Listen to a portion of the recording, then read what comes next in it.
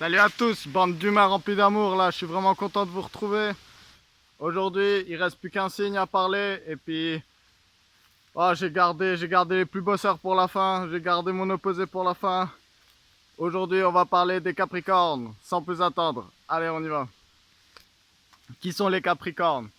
Capricornes, ils sont dans une maison, donc le rôle qu'ils remplissent dans le zodiaque, c'est une maison importante. C'est le 10e signe, 10e maison du zodiaque. Et traditionnellement, donc dans votre sens, en général, votre ascendant il commence ici. Là, il y a la 4e maison, la maison du cancer, la maison de l'enfance. Là, il y a la maison du partenaire, la maison de la balance. Désolé, j'ai eu un petit blanc. La maison de la balance. Et en haut, il y a la maison du capricorne. La 10e maison, MC, Medium Cieli.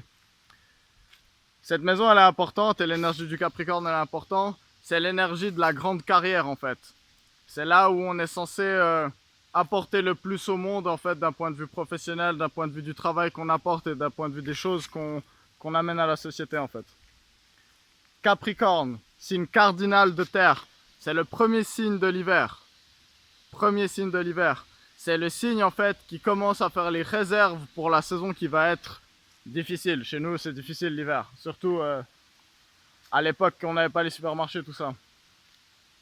Le Capricorne, en fait, il est représenté par une sorte de bouc qui va vraiment symboliser la montée d'une montagne, peu à peu, progressivement, toujours sans s'arrêter, en fait. Et je trouve que ça représente très bien l'énergie du Capricorne, justement, cette énergie de avoir une discipline vraiment en acier et puis toujours avoir une mission à accomplir, en fait. Les Capricornes, c'est s'il faut donner une mission à...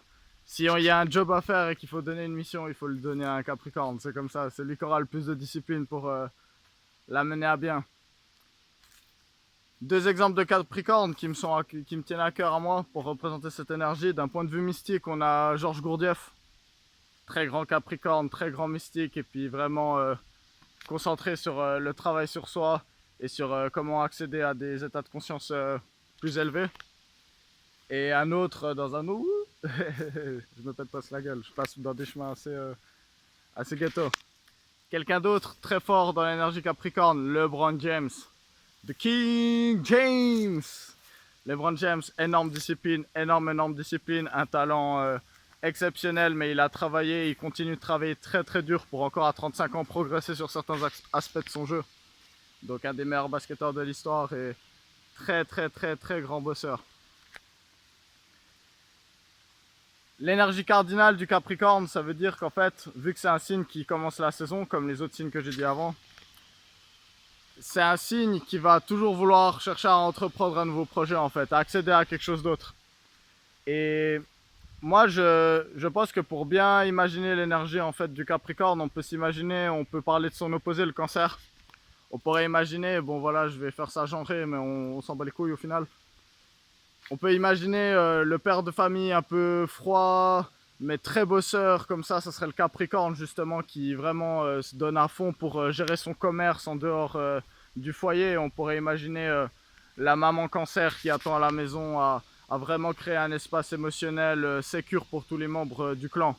Évidemment, ça peut être interchangeable, hein, surtout aujourd'hui. Surtout aujourd'hui qu'il y a des femmes qui bossent extrêmement dur. Extrêmement dur. Shout out à elles tiennent la société aussi. Donc, l'énergie du Capricorne.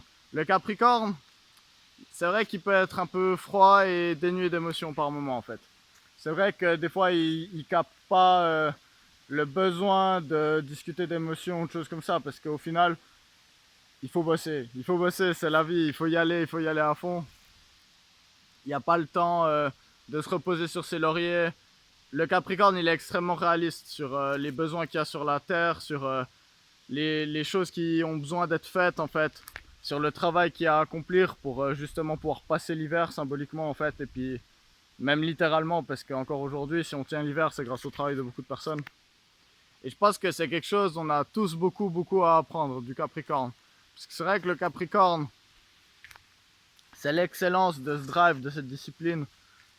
Et je pense que on est dans une époque où en fait on a beaucoup de qualités qu'on peut explorer, qu'on peut toujours regarder, beaucoup d'art accessible, beaucoup de sport, beaucoup de hobbies, beaucoup de rencontres accessibles, de voyages à faire.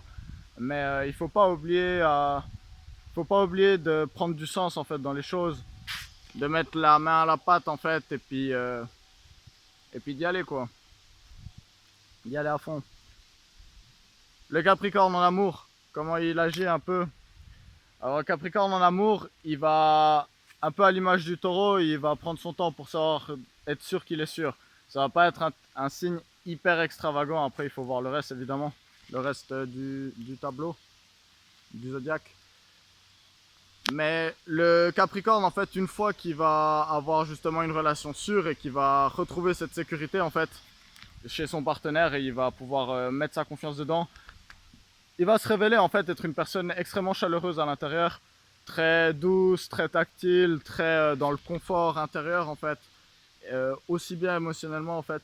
Et je pense que le Capricorne c'est un excellent signe justement qui va vouloir rechercher une personne qui va pas lui faire vivre des énormes ascenseurs émotionnels en fait, pas des énormes drames tout le temps, mais plutôt une personne qui va lui permettre de se stabiliser encore plus et de pouvoir vraiment mettre toute son énergie dans sa vocation principale. Et c'est pour ça qu'au niveau des compatibilités, je pense que le Capricorne, il va bien avec les signes de terre et les signes d'eau. Les signes de terre parce qu'ils leur apportent une stabilité, justement ils peuvent leur comprendre et ils vont pas se mettre en travers de leur route. Et souvent ils vont même pouvoir apporter aussi plein d'autres choses à ce niveau-là. Donc Vierge Taureau, désolé les jeux de lumière.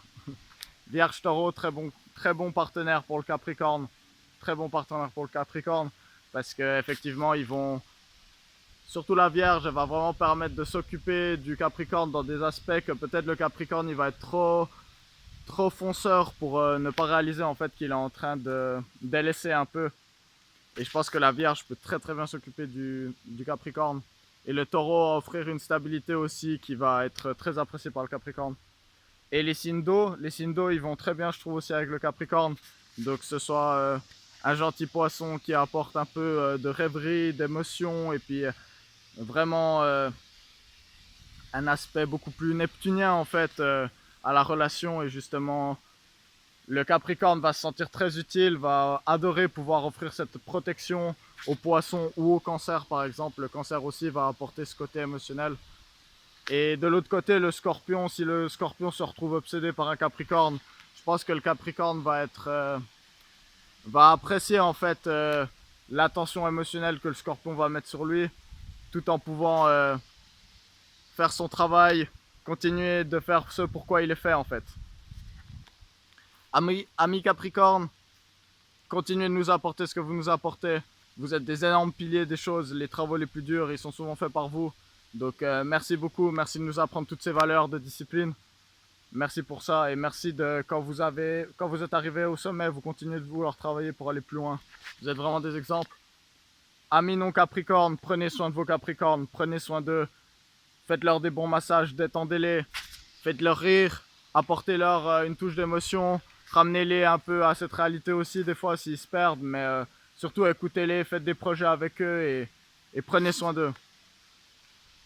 Voilà, j'ai fini cette série sur les signes astrologiques, première série que je finis sur la chaîne, donc je me réjouis de vous parler d'autres sujets un peu, parce que si on va parler de plein de trucs, le but c'est pas de s'arrêter à un sujet, donc j'avais besoin d'un sujet que je trouve fun, mais un peu plus léger aussi pour commencer.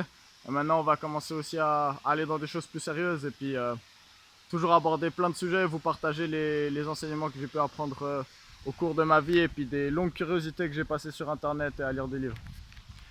Allez, ça c'est l'aspect Capricorne que j'ai appris. Allez les amis, prenez soin de vous, faites des choses qui ont du sens. Surtout n'oubliez pas d'aller dans les raves aussi. Et aimez vos prochains. Allez, bye bye, on se retrouve dès demain pour une nouvelle série de vidéos. Allez, ciao.